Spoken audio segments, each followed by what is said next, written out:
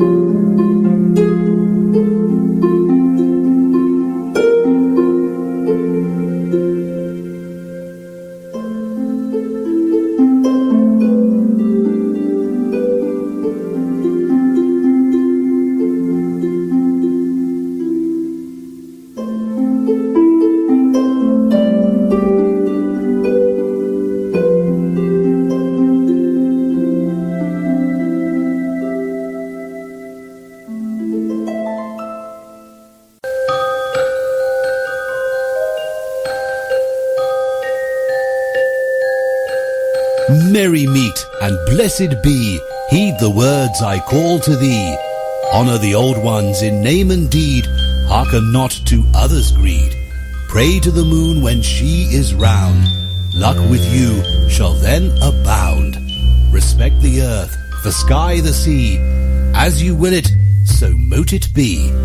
Welcome to Stirring the Cauldron on the Para X Radio Network. And now, here's your host, Marla Brooks.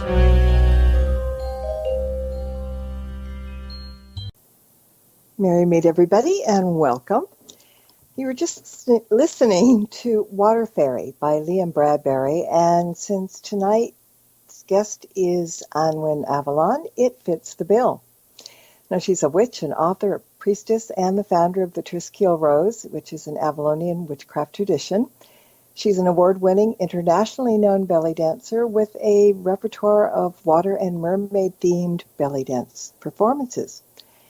Tonight we're going to be talking more about her new book, Water Witchcraft, Magic and Lore from the Celtic Tradition, because when she was here last time, there was so much to cover that we ran out of time. I mean, I had a whole page of questions left that we didn't even get to, so we decided that part 2 was in order, and so she's here.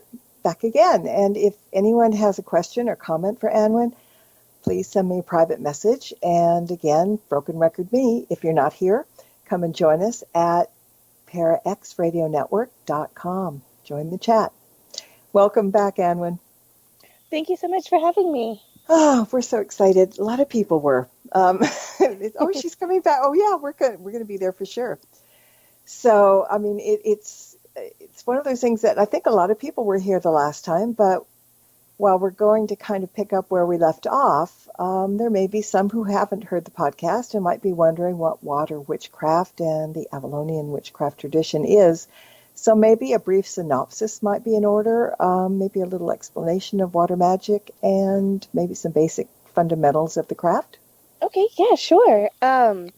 So Avalonian witchcraft is witchcraft or magical practices that is based in the lore of the feminine side of the Arthurian tales.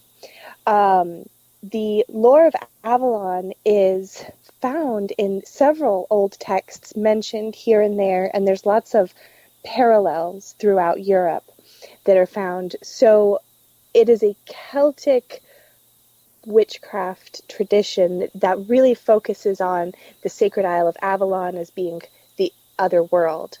There's a large water aspect to it as well, which is what my water witchcraft practice is focused on, though water witchcraft in general is completely universal. Every culture across the planet throughout space and time have some type of spiritual reverence or magical beliefs associated with water.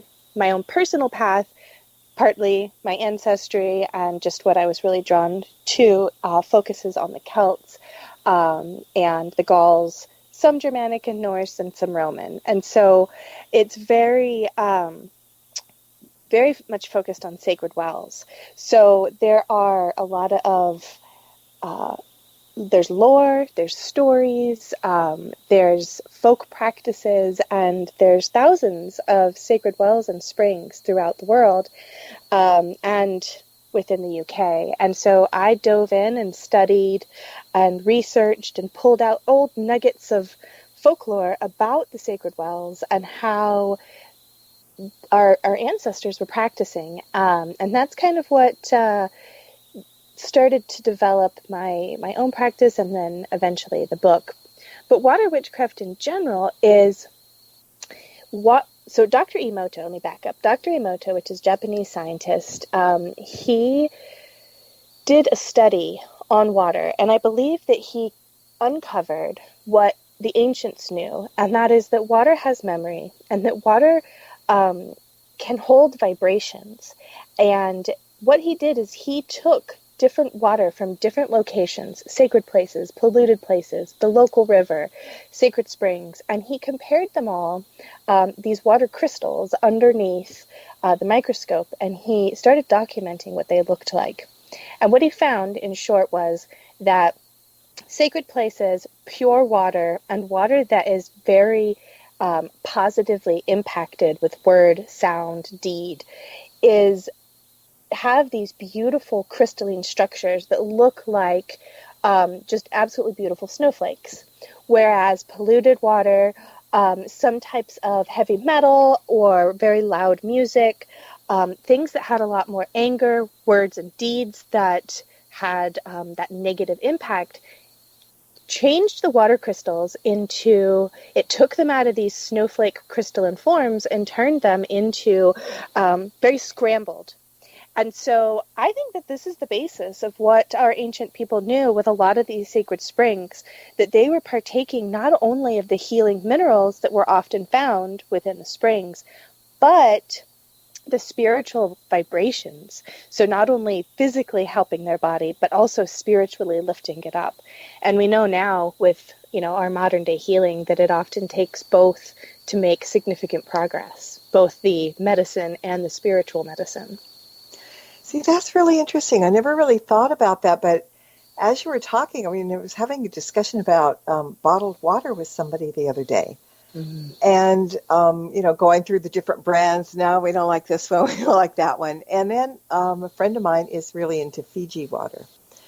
And for those who may or not have it where you are, it's a really expensive imported water from, I think, New Zealand. And it's never touched by human hands. It comes straight from the spring, and somehow, because of the geography and the fact that, down under, it gets pumped up into barrels or wherever it's going, and it's never touched by human hands. And sometimes, you think, because everybody says, oh, this is organic, or this is this, or this is that, and it's all bunk in some cases.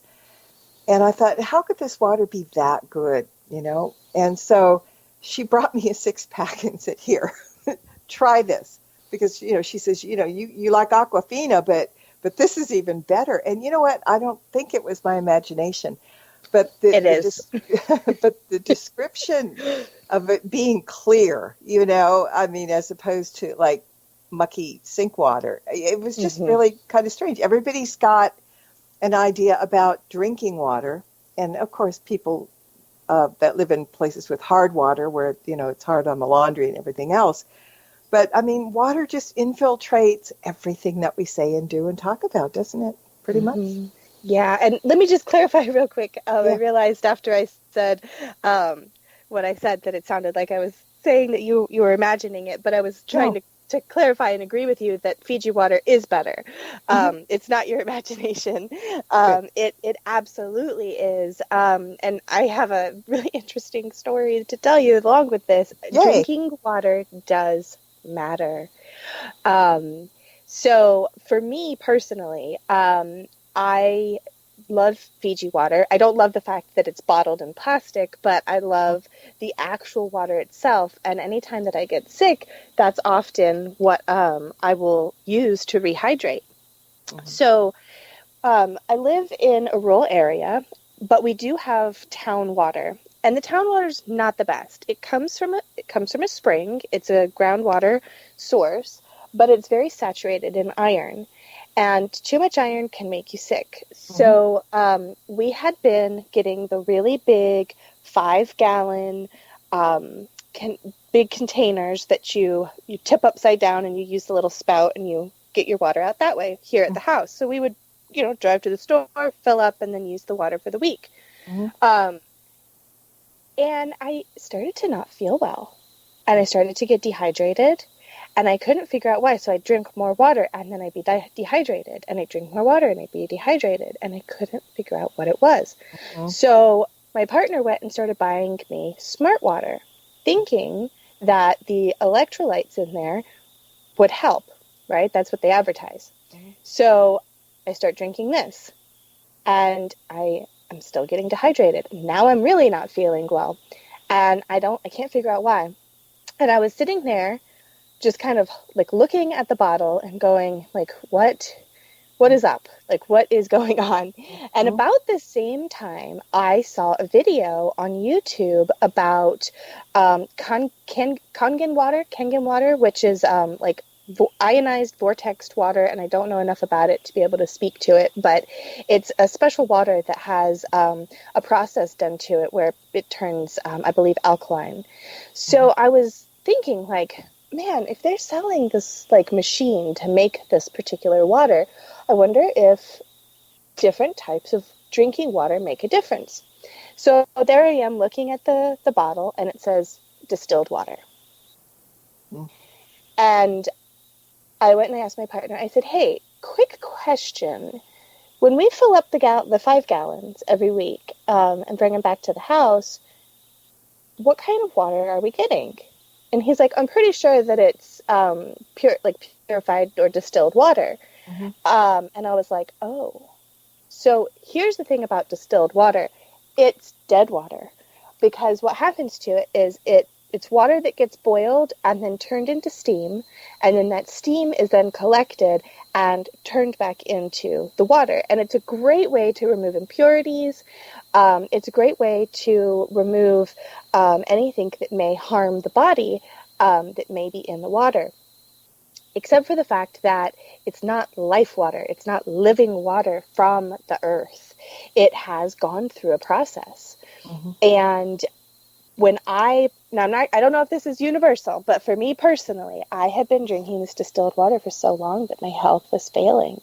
And it was making a difference. So we got a reverse osmosis and we started using the groundwater that was here and filtering out the iron and the other minerals that were too heavy in the water instead of using this water that had gone through the process of basically death and rebirth. But I'm using like this like water right out of the ground, and within like 3 days, just back to normal. Back to better than I was before. And I was like, I cannot believe that was just the water. Just the type of water. It wasn't just, drink your 8 cups a day or make sure you're drinking a gallon a day in the summer when it's so hot. The type of water made a difference.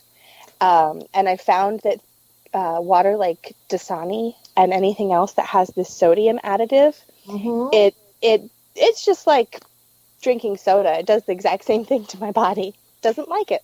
I was going to mention that because I was looking at different waters and I really liked Dasani. And one day I said, okay, well, let me look at this and let me look at this. And the really inexpensive water that I get at the store is purified. I don't know if there's a difference between purified and distilled. It may be the same word in a different manner. But it tasted fine. It didn't have, because some of them just don't taste right. But when I looked at the Dasani and saw the sodium in there, I'm like, holy cow. Why would they do that? I mean, this is water. Why are they doing that? And so to now make you I'm more really thirsty to go buy another bottle. True. Good point. Logical, very logical. But it's just it's kind of amazing that we can't drink tap water. I mean, it just doesn't taste good. And here where I am, apparently they tell me we have our own water system. I mean, I grew up in Hollywood where we got Hollywood water. I don't know what the hell it was, but it didn't taste really great. And here it says, well, we have our own water and it's supposed to be good, but it's terrible. I taste, they put, what you call it in it for your teeth. The fluoride. The fluoride's in there. I can taste chlorine in there. Mm-hmm. And when it comes out of the tap, and I don't know if this is just bubbles or something, it comes out gray. And if it sits for about 30 seconds, the gray disappears. So maybe that's bubbles in it, but I won't drink it, Yeah, that needs a heavy filter system, it sounds like. Mm-hmm. Yeah. Yeah. And I mean, gray water just isn't appetizing, even though it goes away. It was gray when it came out. Right. It's still there. I'm the same way. I saw it. I can't erase it.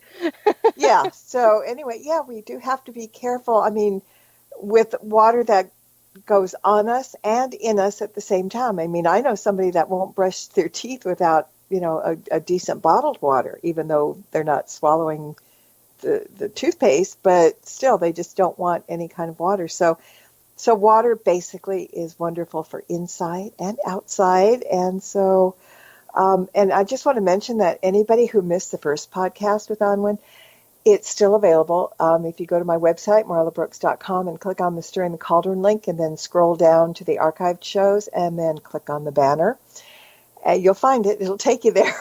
And so, because we're getting different stuff going through today, but there's a lot of really good stuff in that first podcast. So, feel free to go. Now, let's talk about the tools of the Water Witch in general. And one thing in particular is the sacred bowls, because you say they're perhaps the most important tool. And I think I might have asked you this before, but I'd really like to hear the story of your sacred blue bowl again. Oh, okay. So this was, many, many years ago. I can't even remember at this point how many years, but I was actually enrolled in an Avalonian mystery school and taking some of their courses. And as I was learning about this, how things synchronize, mm-hmm. I started to think that, I had been trained in a very ceremonial style of witchcraft where the vessel was the chalice. And so it was your typical chalice-looking vessel with the foot, the stand, and then the smaller bowl on top. Looks like a mm-hmm. cup, wine glass, Yeah. But I felt like it was too small, and I wanted to do things. I wanted to scry. I wanted to see, I wanted to make rose water and floral waters in a ritual setting, and that wasn't going to work with the cup or the chalice. So I started to just look around and finding a bowl. That would be nice. And I came across this beautiful blue bowl on Etsy by a potter that had made it. And I ordered it. And about the time that came, I got to the next step in my lessons, and I learned about the Glastonbury Blue Bowl. And the Glastonbury Blue Bowl is an interesting folk tale. And what happened was, I believe it was in the late 1800s, there was a man that thought that he had a vision of finding the Holy Grail in Glastonbury. And so he went and he was looking for it, and then he 2 or 3 young women actually were in the area about the same time, and they actually uncovered this bowl, and they thought, oh my gosh, this could be the Holy Grail. And they had it tested and dated and all sorts of stuff, and they found that it was only a couple hundred years old. So they were a little bit disappointed about, it wasn't the actual Holy Grail. But the way that it was found through dream work and premonitions and the sacred feminine through these young women, that it became something very special that was connected to the landscape. I cannot remember if they found out how it got there, but it was there, and it was a representation of this sacred vessel, the divine feminine, what the chalice pours forth. And so it is now housed in the Chalice Well Center, which is the building right next to the Chalice Well Gardens in Glastonbury. And I don't believe it's ever brought out or put on display other than for very special occasions. But it is, at this point, a holy relic that's sacred to Glastonbury. And if you don't know about Glastonbury, it's very much like Sedona or other very sacred places that hold energetic vortexes. And many people believe that this is the location of Avalon, or the last doorway or portal to Avalon. My belief is a little bit closer to the second, where I do believe that modern-day Glastonbury is absolutely a portal to Avalon, and there are major remnants that are found throughout the landscape, and it's this really magical place with lots of healing and energetic vortexes and many, many paths: Christianity, paganism, witches, goddess worshippers, priestesses, all converge. Buddhists, they all converge in this place because it's such a sacred location. Yeah. And so for this bowl to have been found there and to be part of this lore, with many other strange stories like that, there's a lot that's going on, and a lot of really positive energy and change that takes place there. Mm-hmm. Sounds beautiful. Really does. In your book, you write about river witches, sacred well witches, lake witches, marsh witches, sea witches, and each of those chapters is so inclusive of so many things that pertain to each particular type of witch. Like with sacred well witches, you talk about well charms and customs, votive offerings, and even clooties. And I always associated trees with clooties rather than wells. But you explained, and it was like, okay, that makes good sense, that you explained about dipping the clootie in the sacred well water before hanging it on a tree. And most of those trees that are found, the ones especially that have the heavy ribbons that have been visited for hundreds of years and many offerings are left, are often near sacred wells. The tree itself is absolutely where all the ribbons are hung and decorated, but those trees are usually found kind of over a sacred well or a sacred site. So, and the book actually has a whole bunch on the different trees and some of their water associations as well. Mm-hmm. Well, I just, it was like, oh, I just learned something. I never thought of that. I got a message in the chat room from Cece. She says, do you think Avalon is the Western Shangri-La? And do you think it's not a coincidence that there are portals to paradise in many cultures? Oh, it's definitely not a coincidence. I go back and forth on whether or not the portals in different cultures open to different locations within one massive paradise, kind of like we have Earth, and then we have sacred locations here, which then open up to specific locations in the other world or this other paradise. It absolutely could be a Shangri-La. It's a place of healing, and it's definitely this place that is, you can go in. It's thought to be able to go in and out of, at least in the original texts. The Lady at the Lake and Morgan and her sisters, and even Melusine and her stories, they can come back and forth in and out of Avalon, but it is definitely a place of sacredness and of healing and of the priestesshood. So, absolutely, I think it could be, and I just think that it might be a door to a different location Well, within that paradise. yeah.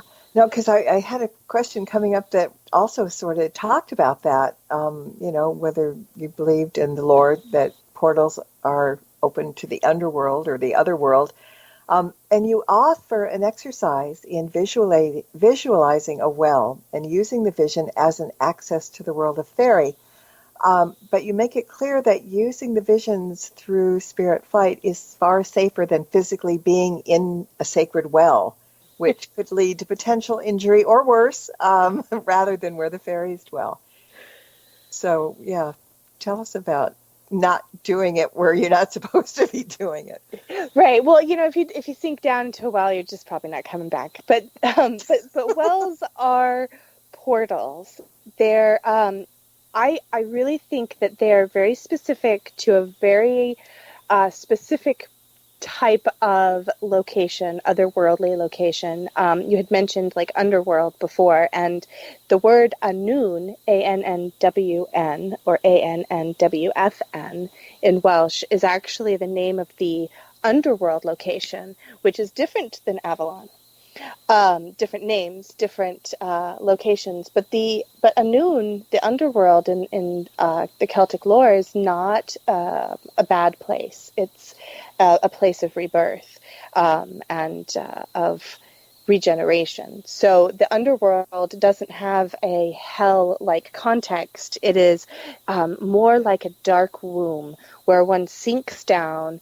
And there are other goings on in these worlds, but when you get down to Annwn and the cauldron of rebirth, this is kind of where these rebirthing energies come, and they come from this like dark mother womb, like the belly of the earth, the mother earth. But the well as portal, you can definitely work specifics. Well, I want to use this well to visit Avalon, or this well to visit Annwn, or this to visit the world of fairy. And there's lots of overlapping, and we think in such a linear way. It's hard to kind of say like these are energetic mashups with parts overlapping here and there. But these wells have been, well, first off, the glassiness of a still surface is that it mirrors that of an actual mirror. And we've seen mirrors used as portals in stories such as Alice in Wonderland, or Alice Through the Looking Glass, where Alice steps through the looking glass and into another dimension. So mirrors have that quality, and they can be enchanted that way. But water also has that reflective quality, and so it can also be used in that way. The water, though, is great, and it's really easy to use water to portal to a water fairy realm. And the realm of the water fae is quite vast. We have oceans and lakes and rivers, like you mentioned, but they're very specific. Again, for example, lake fairy, they have towns that are towns and castles and gardens that are actually found underneath the lake. And there's folk tales about being able to look into the lake and seeing the towns. And there's one story of a lake fairy where she allowed a young man to come and visit this underworld, this beautiful underworld that was under the lake, because he could see it. And so she allowed him to visit. A door opened on a certain day. And so he came in, and he was able to look around and kind of like he saw towns and all sorts of buildings and gardens. And her only stipulation was don't take anything. Like, you can't even have a flower. And eventually somebody takes the flower and the door is closed forever. So there isn't this, they don't allow people in anymore, like they did hundreds of years ago, when I truly believe we walked this earth with other beings, other spiritual beings that were more present than they are now. Our modern times has definitely run off a lot of these nature spirits. But it can still be accessed through the esoteric paths, because the door isn't completely locked, it's just closed, and you have to know how to open it. And so then that well becomes this portal down into these realms where you can then open the door. But you kind of have to know a little bit about meditation or journey work in order to have that door opened. And even still, it might not open. There's been the fair folk, the fairy race has a reputation for being benevolent and helpful when they want. But if you're out polluting and throwing trash around and ruining nature, they often have a very aggressive other side where they get angry about the destruction. And so it's really easy to offend the fairy. Mm-hmm. Very easy, especially by destroying our environment. Yeah, I've heard that a lot, and it's true. There's a comment in chat. She says, so then water scrying could be a glimpse of another realm or place or alternate reality? Absolutely. Absolutely. The great thing about scrying is it's so deep. There are so many different layers. You can just do like scrying just for images on the surface. You can even use things like pendulums and use that if you know how your pendulum works and you have a good relationship, you can scry with that as well. But especially if you have a bowl that's very reflective. I like black, like all black, very shiny bowls. Those reflect candlelight really well. Or silver bowls, where you have a distinct reflective silver on the bottom, and then using water. Now, tap water, you're not going to get as great a result as things like sacred springs, water from the ocean. If you want to journey, like do a vision journey to the ocean, use ocean water in your scrying bowl. If you want to, journey to the realm of the lake fairy or the lake lady, then use lake water. And then you can use that as the portal, and you can actually use it as a visualization and allow the bowl itself to kind of merge or pull you into your visualization, where then that bowl becomes the well itself, kind of a representation of that sacred well in the physical space, and then you can journey through the spiritual. Mm-hmm. Good. Now, one quick thing before we go to break. You do remind people in general to always take precautions about being around water. And so are there certain bodies of water that people should definitely stay clear of? For example, are there negative entities that dwell in maybe murky, stagnant bodies of water that we don't know about? Yes, absolutely. So first off, just always be mindful of your location. And if you're out near the ocean, tides make a big difference. Don't get caught in a riptide. Don't, be playing around in an area that you might get stuck if, the tide is coming in. Same thing with rivers. Don't wade out to a place that you could lose your footing. Water has a reputation for healing and giving life, but for taking it. And water doesn't care sometimes. It just takes and gives how it wants without regard for our feelings. But stagnant water let's talk about that, because not only can stagnant water hold things like bacteria and disease, and you shouldn't be wading in there, playing in there, drinking any of that anyways, but it is the home of spiritual creatures that do like to have a more that resonate at a lower vibration. And some of these may be spirits like Ginny Greenteeth. She can appear very scary looking with her green teeth and her green hair and her claws, and she's often found in the swamp. But I think the most important thing to kind of point out would be the water horse. And the water horse come in many forms: kelpies, hippocampus, there's a whole list in the book of very specific different types of these water horses, and they vary from water bulls, which are bull-like water creatures, to water goats, like our Capricorn symbol, which is the goat with a mermaid tail. But then there is a wide variety of horse creatures that live in lochs and lakes. And there are benevolent ones. I'll point those out because there's fewer benevolent ones.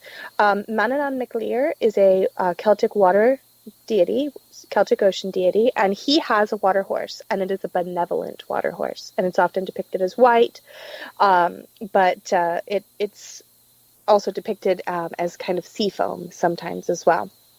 Now, so that's an example of a helpful one, and then we have kelpies and all sorts of dangerous creatures, and the kelpies can transform. They're often found in the human male form rather than female form, where you find like your merfolk.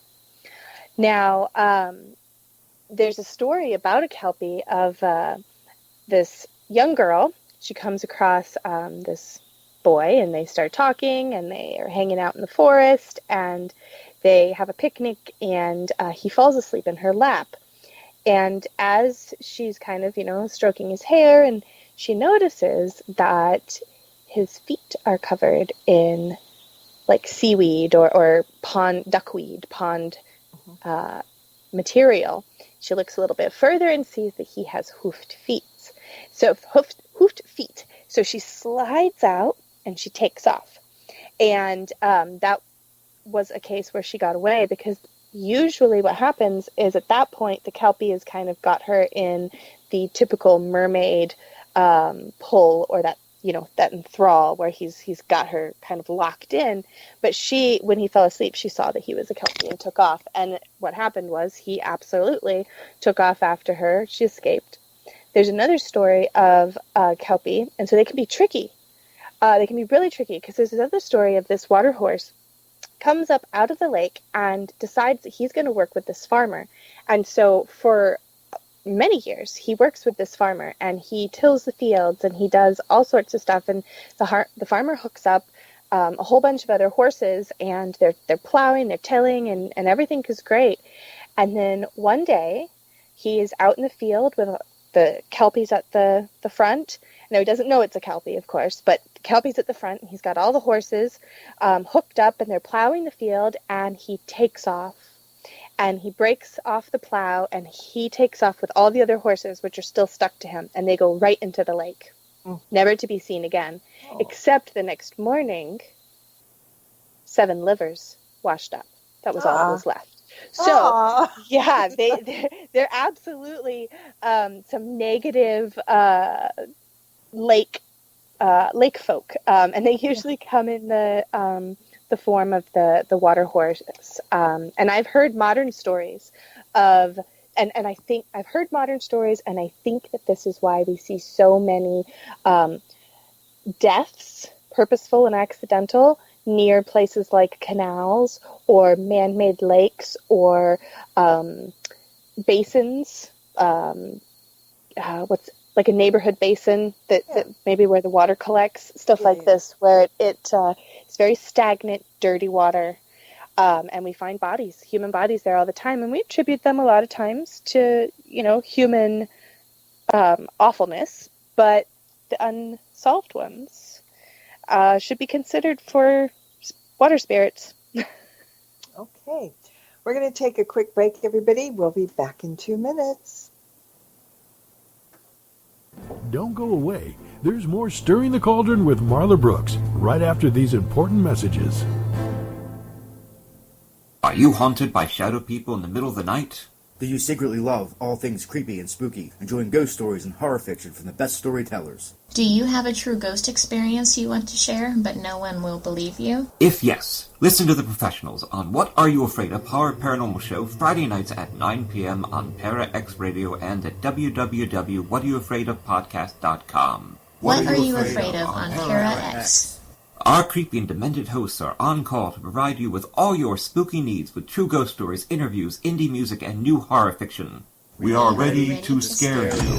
Para X. From Haunted Road Media comes an exciting new novel by author Marla Brooks, Soul Connection, a deadly obsession. 2 lost souls, ripped apart by murder in another century, find each other again in the present, only to discover that the murderer has followed them through time. Can their love save them, or will history repeat itself? Find out in this captivating new novel by Marla Brooks, Soul Connection, A Deadly Obsession. Available now on Amazon.com and at BarnesandNoble.com. Demons, vampires, werewolves, skinwalkers. All of this and more. Sunday nights at midnight on the Staring Into the Abyss radio show. Come, get lost with us.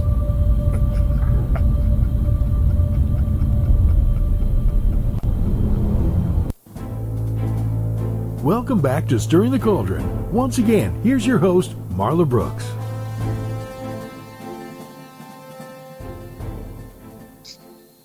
And we are back with Annwyn Avalon, and we're going to be talking a little bit more about water witchery and a couple other things, too, that are interesting. But I just kind of was really, I keep learning. Every time I pick up the book, I keep learning. Now, we know about healing and cleansing baths, but there are also ritual baths for curse removal, for purification, for grounding, and also the Sabbats. And, with Letha coming up, summer solstice next week, you've got a ritual bath for that. And it has to do with dandelions and St. John's wort and everything.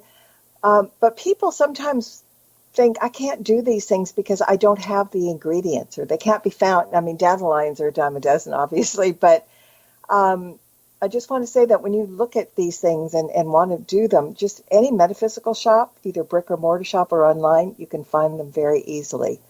And I think it's important that we do rituals and cleansing rituals and celebrate the solstices and the rest of the Sabbats. So the book is really a compendium. I mean, it's got magical water witchcraft, which includes the spells, the potions, the lore, magical exercises for each chapter.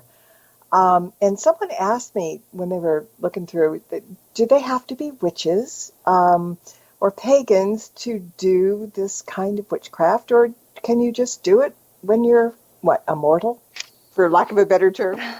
Absolutely. So, the book is called Water Witchcraft, but it was originally submitted as water magic because I really believe that magic can be practiced by anybody. Essentially, the definition of magic is change in accordance with will. And so there are some supernatural things that go along with that and spiritual things that go along with that. But anybody can take cleansing baths. In fact, baths, floor washes, and things of this nature are actually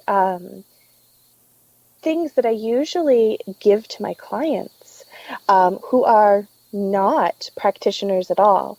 I do a little bit of village witchery, which means that I'm out in, the neighborhood as the witch, and so people come to, everything's been wrong in my life. Can you help? Absolutely. Take this, this cleansing bath, 9 days in a row, that type of thing. And they're not magical practitioners at all.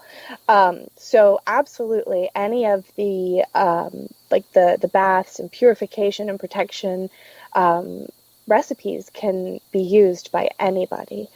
And things like the flower essences and gemstone waters, are also not exclusive to witchcraft. There's many metaphysical practitioners that use them, and you'll even find in holistic shops things like flower essences being sold, and they're created with a base of water. Alcohol is added later as a preservative, but they're created in water, and so you don't have to, be a magical practitioner even to use those things.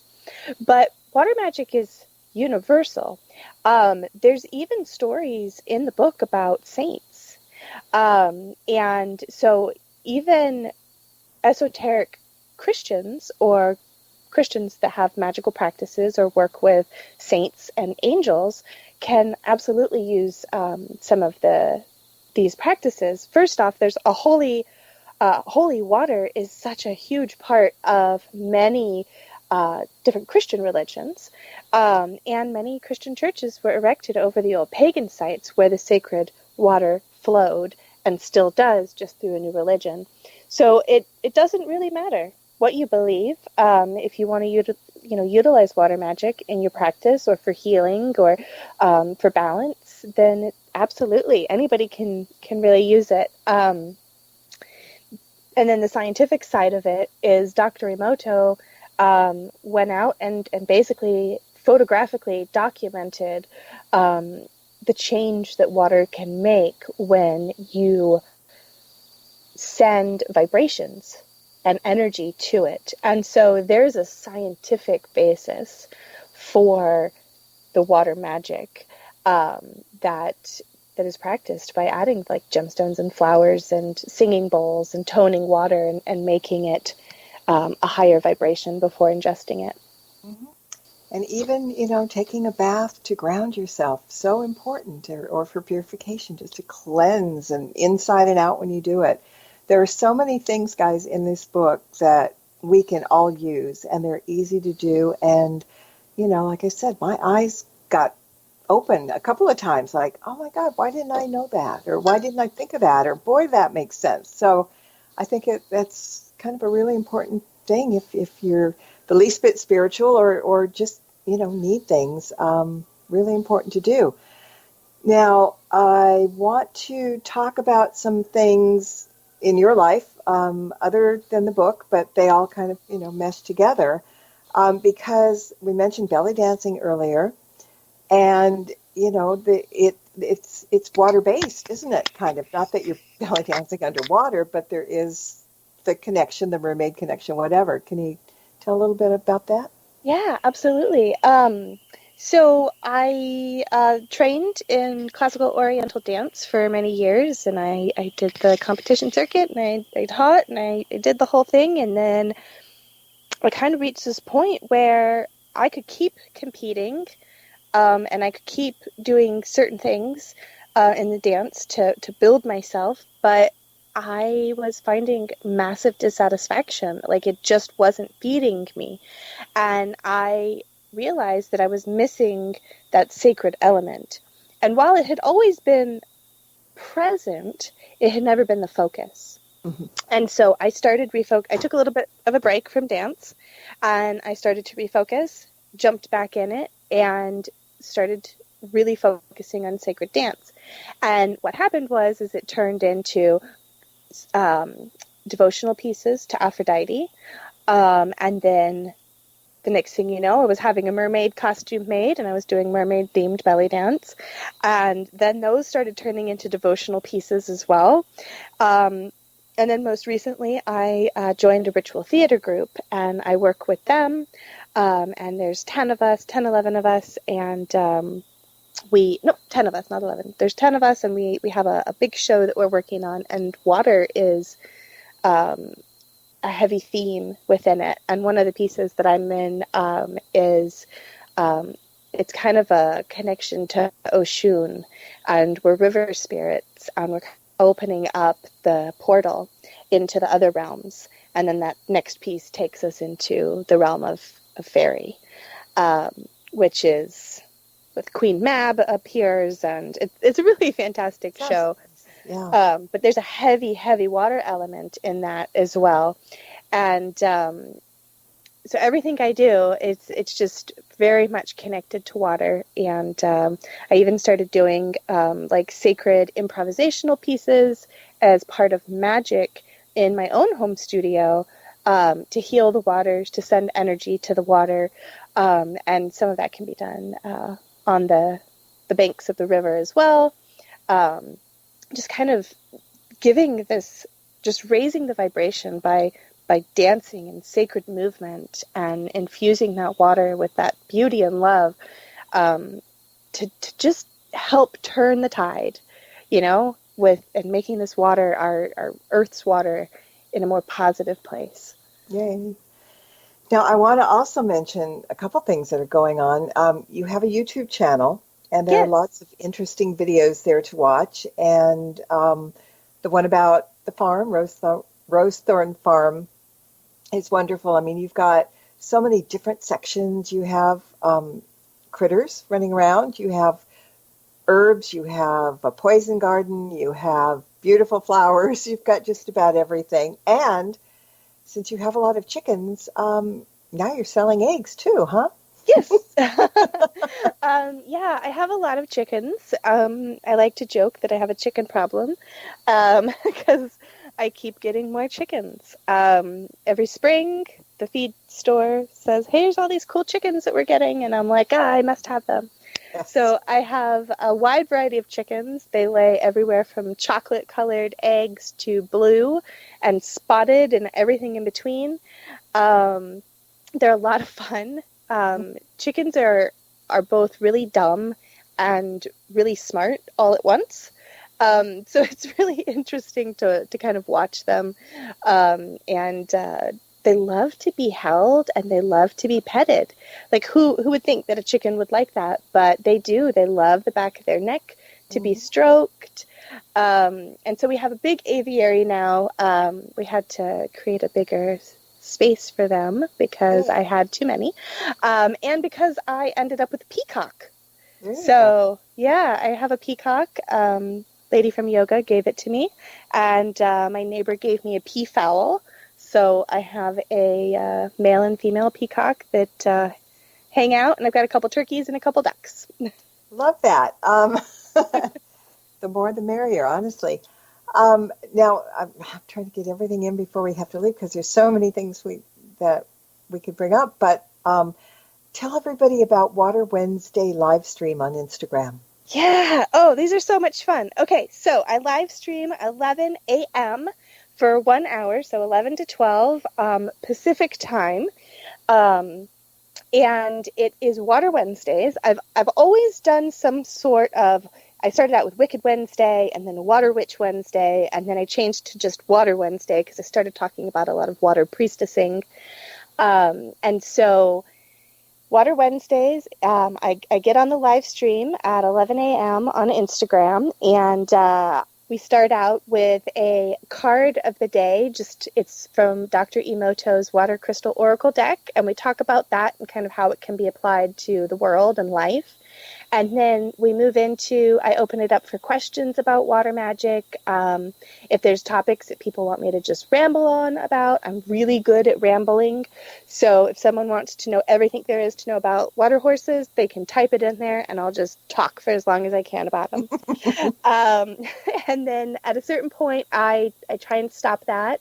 And we move into oracle readings. And I keep several different water oracle decks handy during the live stream, and it's very specific that the messages are coming from the water spirits, and so I use different mermaid decks. I have a deck that a friend of mine made. I'm the only one with it, and it's watery based, and I have a couple watery water illustrated tarot decks, and so I'll read for people.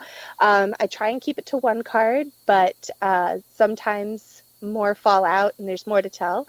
And then we, depending on how much time we have, sometimes I open it back up for more questions, or we run right up to 12 o'clock and then it shuts off.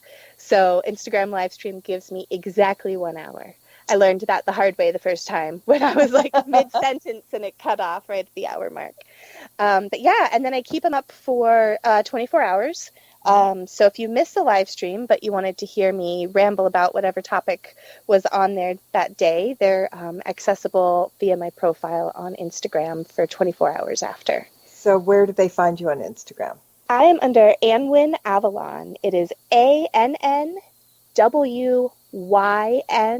Avalon, AVALON. And you'll know it's me because when you click on the profile, it says Water Witch, Water Priestess. No doubt that has to be you. And you've also opened a door now because you're talking about oracle readings, and you and I are going to have to talk about coming back on the show and doing some water readings for everybody. Oh, that would be fantastic. I would love that. Good. So would me and everybody else. So we'll talk about that after the show. But also you're doing now short videos on your Facebook page as well. but probably the easiest place for people to find out about you, your workshops, your classes, your performances, your blog, newsletter is your website, and that would be? It's waterwitchcraft.com, and I'm working on a new project, but you can go to it. It's waterpriestess.com. It's just a teaser right now, but if you're interested in water priestessing, sign up for the newsletter, and when the course launches, you'll be the first to know. And one more quick thing. Now, we know you live on the West Coast, but I was reading or listening to something, and you're doing some things on the East Coast. Yes, I'm going to be in July. I'm going to be in North Carolina and in Georgia.